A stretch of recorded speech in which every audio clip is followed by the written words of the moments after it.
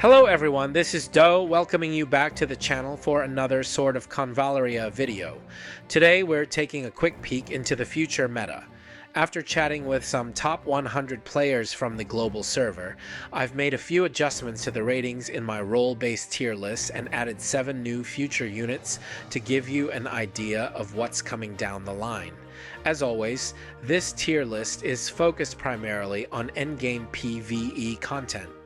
While I personally find this structure helpful, it's not set in stone, so don't worry if your favorites aren't at the top.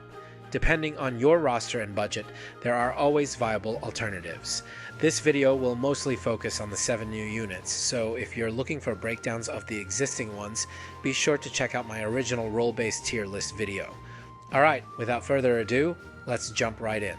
First up, let's talk about Nydia. She's a Seeker from the Union and Alacrity factions, and her kit revolves around chaining instant skills to power up her basic attack, which can trigger some pretty wild chain reactions across the field.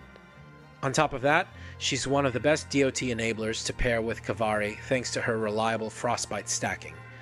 Her trait is pretty unique. It converts all her physical attacks into magic damage, and also adds her magic attack stat into her physical attack calculation. That means even her basic attack scales well and can hit multiple enemies when built right. Now, in terms of AoE magic DPS, while she doesn't hit quite as hard as the top tier nukers, I've placed her comfortably at the top of tier 1. She's especially good at clearing out enemies spread across different parts of the map in a single round, which gives her excellent value in multi-wave or split lane content. As for her DOT capabilities, with the right setup, she can stack up to 4 frostbite debuffs in a single round, making her a serious contender for any DOT-focused comp. For that, she earns a solid tier 0.5 in the DOT category. Next up, we've got Marcille from the Delicious in Dungeon collab. She's a destroyer from the Drifter and Aggression factions, and she brings solid versatility as both a single target and AoE magic DPS unit. Her mana stack mechanic is the heart of her playstyle, and when paired with her astral imprint, she can output respectable damage right out of the gate without needing much setup. That makes her very plug-and-play friendly, especially in teams that need consistent magic output. Now, she does have a prep skill that applies a movement debuff and vulnerable in the target zone.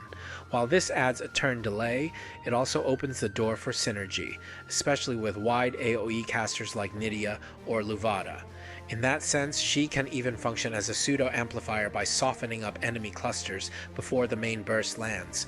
With all that in mind, I've placed her at the top of Tier 1 for single target magic DPS, Tier 0.5 for AoE magic DPS, and the bottom of Tier 1 as an amplifier.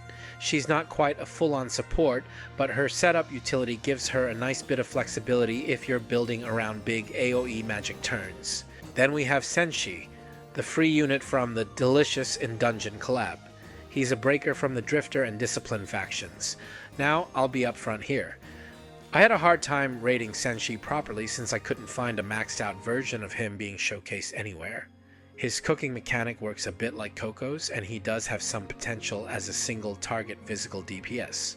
That said, without solid showcase data, I'm mostly theorizing based on what we can see from his kit. From what I've gathered, his damage output likely falls below someone like Cole, especially when it comes to burst turns or consistent pressure.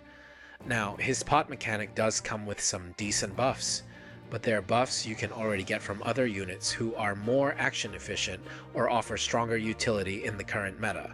So while I appreciate the flavor of his kit, pun intended, he's just not bringing enough to earn a higher spot. For those reasons, I've placed Senshi in Tier 2 for both single-target physical DPS and amplifier roles. Next we have Falin, the final unit from the Delicious in Dungeon collab. She's a watcher from the Drifter and Fortitude factions, and her role is almost entirely focused on sustain and defensive support. Falin brings a wide array of survival tools to the table. From reliable healing to shielding and even preventing allies from dying, her kit is built for keeping your team alive through the toughest content.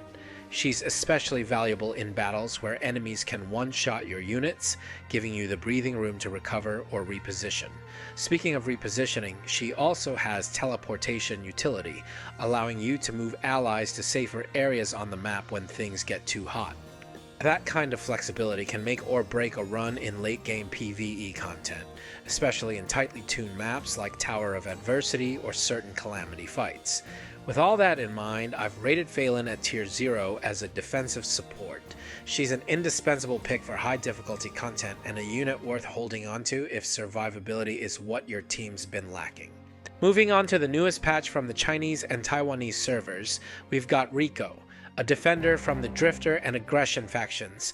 She brings a pretty unique tanking mechanic to the game with the ability to lock the damage she takes, making her much more durable in high-pressure situations. What really sets Rico apart, though, is her access to wide-area AoE attacks. She's got a strong toolkit for crowd control, with a massive area of effect ultimate, several plug-and-play area of effect skills, and even area of effect counters built into her kit. This makes her incredibly effective in the kind of high enemy count mobbing stages we're starting to see more of in endgame PvE content. Because of her ability to both tank and clear out groups of enemies, I've placed Rico in tier 0.5 under the AoE physical DPS category. She's a flexible unit with great coverage, and definitely worth keeping an eye on if you're planning ahead for future mobbing stages. Next we have Credenza, a watcher from the Papal and Aggression factions. Her role in battle is purely support-focused. She doesn't have a single offensive skill in her kit, but what she brings to the table is incredibly powerful. Credenza is currently the only unit in the game who can potentially provide 2 energy and 2 cooldown reduction to your team in a single turn when executed properly. That alone gives her enormous value in teams that rely on skill rotations or tight timing windows. She also keeps your team healthy with full heals, reduces incoming damage, and has access to a unique buff that increases your team's outgoing damage, essentially covering both sustain and amplification in one package.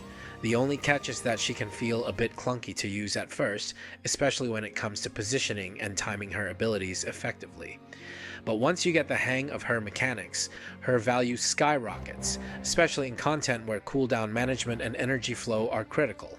For all these reasons, I've placed Credenza in tier 0 for both Amplifier and Sustain support roles. She's a game changer in the right hands and will only become more essential as PvE content continues to ramp up in difficulty. Last but not least, we have Percival, the latest unit to drop this week alongside the second season of the revamped Tower of Adversity. He's a destroyer from the Drifter, Union, and Alacrity factions, and even though he's only been out for a few days, his performance is already turning heads. Percival brings a powerful blend of both single target and AoE physical DPS, amplified by his curse mechanics. He can deal up to 300% damage in a narrow AoE, which players have been leveraging as a pseudo single target nuke for bossing. At the same time, he has access to a strong wide range AoE attack that clears out enemy mobs with ease. What really sets him apart, though, is his debuff absorption and conversion. This not only makes him tanky, but also allows him to dive into dangerous parts of the map and solo mob groups without breaking a sweat. It gives him a self-sustaining, frontline flexibility you don't often see in high damage dealers. Because of all this, I've rated Percival at tier 0.5 in single target physical DPS and tier 0 in AoE physical DPS. Honestly, I'm tempted to place him above Tristan in the single target category, but I want to see more data on how fast he can ramp up and sustain his damage over time before making that call. To summarize, many of the 7 new units I've covered today come with mechanics and utilities that are truly unique to them.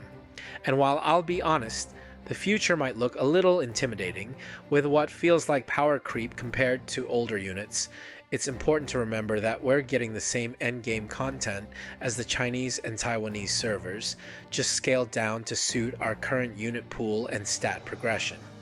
That's why I always encourage players to dig deeper into each unit, take a good look at your own roster, and prioritize based on your personal goals and playstyle. For me, I've always valued a balanced roster, and I don't see any particular category as a luxury, which is the whole philosophy behind how I designed this role-based tier list. As you may have noticed, I've also updated some of the rankings based on new information and my own testing once units hit the global server. Whether it's this list or someone else's, just remember, tier lists are not absolute. What matters most is the kind of experience you want out of the game and planning your pulls around the units that fit your needs and your budget. Let me know in the comments what you think of the new units. That's it from me today. This is a sponsored video, so if you haven't already, download the game from the link in the description to support the channel. And don't forget to like and subscribe for more content, including 5-star showcases of units at their absolute best as they become available in the global server. As always, stay cool, stay crispy. This is Doe signing off. See you in the next video.